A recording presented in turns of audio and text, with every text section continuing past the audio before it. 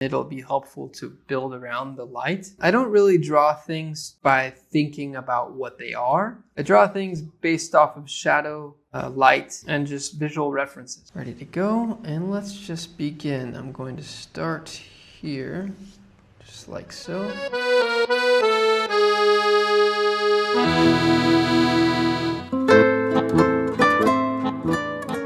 Welcome everybody to Sketching Life Marseille, and today we're sketching this scene, night scene. This is a night scene that I did on the first day. We're going to go straight into preparing the line work of this sketch together. First line work, pencil, then ink, and then we'll do some studies with watercolor to see how it's working before we apply it to our scene together. So I'll begin by finding a edge. So if our eye line is here, right, this is where we're sitting. We can see the guy's head is roughly like here. That means this is the straight line that's happening. That means everything above this line progressively goes angling upward. That is the most important thing we have to know about this perspective, is that this is our anchor line, this is our straight line, and it fan. Think of a fan, and this is your pivot point, and it just like fans upward. So if that's the case, then we can start to throw in some rough lines just to guide us in that fanning. So that's enough of a guideline. So if you zoom into this photo, you can see that there's a gap back here between the building in the background and the sky. So I can create that gap here, and I can start to hard line establishing where the tops of those roof lines are. So if it angles hard here, it's going to angle up here as well. So this is the top of the roof. I know that because we're looking up. So if we're looking up, basically the lines are going to come down towards this anchor line. And then we can throw in some vertical guidelines here, vertical moves, and we see that the roof steps down right here. We take another line, and you can see that this line isn't the same angle as this line. It slightly starts to go down, right? So it pivots just to angle down a little more, and then we have our last vertical line that will complete this area. So this is really the black part of the sky, and I'm almost done with pencil work. We just need to throw some guidelines, I would say, where windows could be. But it really could just be helpful to find, like, this is the one building here. We're pretty much ready to get our pen going. Next, we can do our line work, and I'll start here at the top. I'm going to let that line just fall off into the distance there. I don't really know how it finishes. I think there's another building back here somewhere, and it goes down like that. We could also create the boundary line of this building on the right. The lamp is a primary subject of the light and everything, and it'll be helpful to build around the light. We can see that the light is just below this corner here, right? So I'll come down. Then I don't even need to draw everything about this light because it's so bright. So I just need to give a suggestion of some of this light here. Good enough information there for light. I'm not like completing lines. I'm letting some gaps in my line work there. I have some things to note and like line, the importance of line. Like these windows here, right?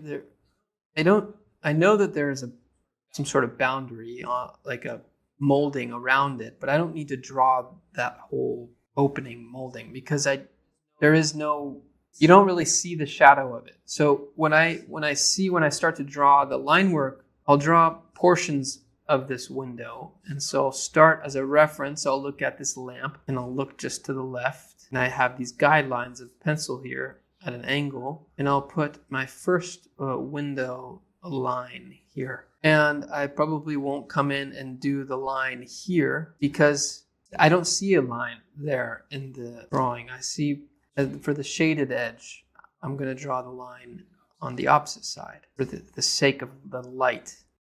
So I'll leave that edge open. I'll continue adding some detail on the bottom, and then we'll leave a gap and create that thick bottom edge with that. So a lot of the types of line work that we do is sort of negative visual references. Next, I'd like to keep going down to fill this space below and continue with this really loose metal work, or electrical lines here. Now I have the space of the opening, that door where it would be. Now I've arrived here to a point where I can place this guy's shoulder and his head. Now, with that, we can then begin to draw the next window. Now here, you're going to see that I'm doing something different. I'm actually drawing the edge on this one because there is one. Here we go. I can draw the inside edge. I don't really draw things by thinking about what they are. I draw things based off of shadow, light, and just visual references. We continue. I'm not drawing full lines everywhere, letting lines sort of disappear as they go further away from the light source. Let's go. Now we have another visual reference, which is this drain pipe. And it disappears. I don't need to draw it up here because the light starts to overtake it. Here, for example, I can do a pencil line from here to here, just as a reference. I'm only going to be drawing the shutter openings. We're creating this edge just by drawing where those shutter openings stop. It's a visual edge. There you go. That does a good amount of detail here, right in our center of focus. All right, this is a good amount of line work. We're almost there because the rest is going, like all back here, I think will be mostly paint. I could leave some just note where there's going to be some spots where we won't paint. Window openings back there, or just giving it some texture back here where some windows would be. So let's finish this section here, and we can do the last window area, and it's angled, much more angled up here. Make note of that.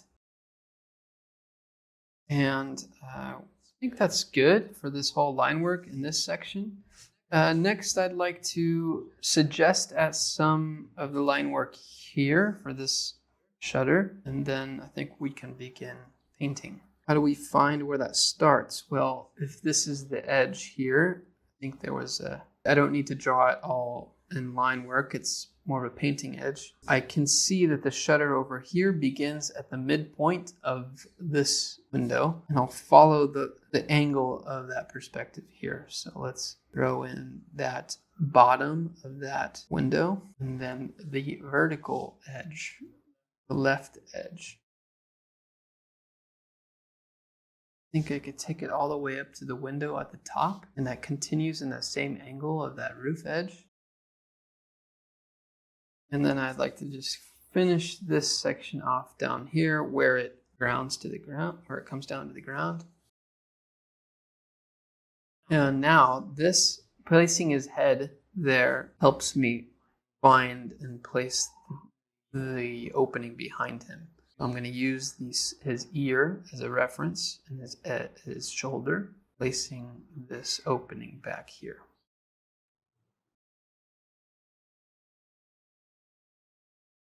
That's it. And we can, last for the line work on this image is going to be the shutters. That'll be it for the line work. So similarly, what we did with pencil earlier is we just gave it some guidelines. I'm going to need a center line, so I'll put an X from corner to corner. This gives me the proper center line of that object in perspective. There we go. I gave a grid here to work in. And similarly, like we did for the other one, I'm going to give an edge for pencil to find where that is and start to go to town on these shutter openings. so that we can kind of finish this whole mysterious area that has nothing, I could start to add, the leaf petals here. Nice, that's enough. This window has a strong shadow on the bottom. And that is our line work for this scene. So let's begin now with raw sienna. I have it here on my palette, here on the bottom. I like to prime it, get the water in that dollop of raw sienna. And see, look at our light source right here. Since our light source here in the middle, I think of this as like an orb, aura, where the circle grows light in all directions around that. So we're going to leave everything here white in the middle, and it'll grow out from there. So we're going to load our bigger brush, our mop brush, ready to go. And let's just begin. I'm going to start here, just like so.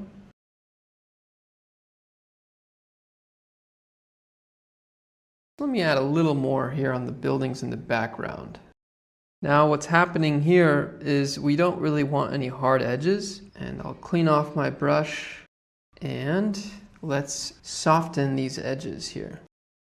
See that? Can even bring more water onto the page. There we go. See that soft transition? So that's our first layer. Let's bring this over to the blow dryer. I'm going to dry it over here. Now we're switching everything over to indigo and Payne's gray. So let's begin that process. Let's now grab our indigo here. We're going to do the same thing and circle around our light source. So let's go load our brushes and get in there. I'm going to throw more water here on the page. Think of everywhere else is less and less light out there. Next, let's get more Payne's gray simultaneously here. And we don't want any hard edges, remember? So let's try to clean off any hard edges like before. Bringing water onto the page here. I'm already starting to get hard edges, so let's try to smoothen those out. Try not to have any hard edges by the light source. Let's get a lot more pigment, Payne's gray, on the page here. So we're creating this sort of vignetting of darks around the light source. So it's okay if I have a lot of water and a lot of pigment on the page. There we go. Now I can lift up the page, angle the page away from the light source. See, now we're getting these beautiful gradients happening on the page as we let the excess pigment and water drip off the page. We'll get some really nice gradients this way. It's okay what's happening here. There's some hard paint edges happening here, but it has that feeling of just this orb of light happening. So now our next round is I'd like to get into the really dark darks, the sky over here. What that'll do is that'll help us to then see where to go, where to work over here. So I want to work back. Now I want to go to the sky, and then we'll come back into this space here. So when we get into the sky, it's very extremely dark back there. It's almost, it's 100%. I would like the sky to have like a 90% down here, and it gets darker and darker as it gets up to the horizon. So let's put some indigo in our palette here. Getting that ready. This has a mixture of some water, pure pigment. All right, let's begin from the bottom because it's more water down here. And I can angle the page towards the sky. Next, I can take that blue and go directly onto the page, taking pure pigment onto the page. This is a nice hack, and we're going to mix that directly onto the page itself with some water. And that'll give you your richest paint values here. We'll mix that into the existing paint you have below, and so that it'll have a nice gradation from sort of light source on the bottom, and then as it gets higher, it'll get darker. So let's try to have some consistent brush strokes, angling one way. I'll go angling just in this direction. So there you go, there we have our sky. And I could let that, bring that a little bit further down into the open space here. Next, we want to work on another layer. I feel like this is good. We have 2 layers. Let's take another 2 rounds. While this is drying, I'll work on the left. So I'm getting some more raw sienna outside here. Just pure raw sienna. I'll just take that over to the building, not putting it on the person. Now work on this whole section here, the background, and how there's a hard edge happening here with the light source, but always making sure that the light source is here. So let's get back here. This is now painting Payne's gray down on the background. So you could see that this dark is in the background, and once the light source comes to here, it shoots to the left. I don't need any hard edges here, so I want to make sure to get the brush here and soften any edges here. And we're going to try to keep an orb-like thing around the light at all times. Now here, going down, we're going to add that, start with that hard edge here. And we're going to try to darken everywhere here.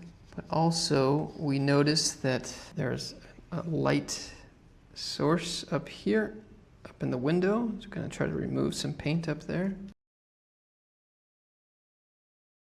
Working around this light source, and I don't want any hard edges here, so I'm going to clean off my brush and try to soften all of these edges around here. Now here, I'd like to do some things where the brush is in the middle of the light source, but I'll do these like twisting sort of things around, showing these brush strokes. Okay, let's go back into the Payne's gray. I'm working back behind again, the background. I'll try to go around the lights, the windows, just so I can have some variation back in the background. I left like a little opening back there. But I'm going to want to remove any paint coming into my light source. So going here, and I'm going to do some brush strokes around. Still maintaining that light source always. Now, at this point, I'd like to do another round of vignetting around the left side here and under, and we're going to get really dark on the bottom. So let's get some water on the page. Mix everything in here from the Payne's gray, the indigo, and get back onto the page. It can be very intense with the amount of pigment we're applying to the page. We don't want any hard edges, so I'm going to go in now, this clean paintbrush, go in water here, and try to let the water move the pigment to the left. Okay, I'd like to take a paper towel, try to clean off anything around my light source. Now we have so much water on the page, I'll try to take it off and let it drip off to the edge. I'm taking it to the blow dryer now. I have some dark underneath the light, right? I have this I want to show where the bulb of the light bulb is. So I could use mixing, it's very opaque there, so I could use some white and Payne's gray, and then get in a little bit tighter here, just showing the light source. Anything else around it feels like it is dark underneath here as well. It's so strange how that effect happens. We have to be very careful not to paint too much around here. Working on this dark edge here, how that's emphasized. It's getting too close to the light again there, so I need to clean off my brush and try to work a soft edge around the light again. Alright, lastly, let's get really dark down here on the bottom. I'll get my Payne's gray. First I can go inside of these openings. Now all inside, all this space here you see on the faces, paint over these faces. They don't have color, so I'm going to leave a little white edge on where the light source is coming from.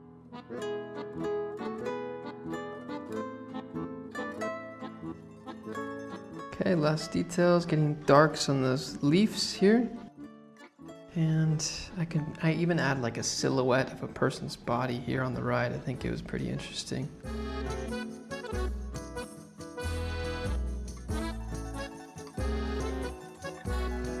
there you have it. I think this is pretty much final touches here. I can try to soften any edges here on the face or on the head and the body. Maybe some shadows here on the left, the underside. Add any last darks. Nice. So I'm pretty content with this being a night sketch. There we go. Nice night scene. Very nice. Looks like it's glowing out of the page. All right, everybody, so this was our night scene. Hopefully that will give you a new arsenal of skills and confidence to go out around and then feel like you have more time in your day to sketch because you can get something done at night as well. All right, everybody, thanks a lot for the session. Bye.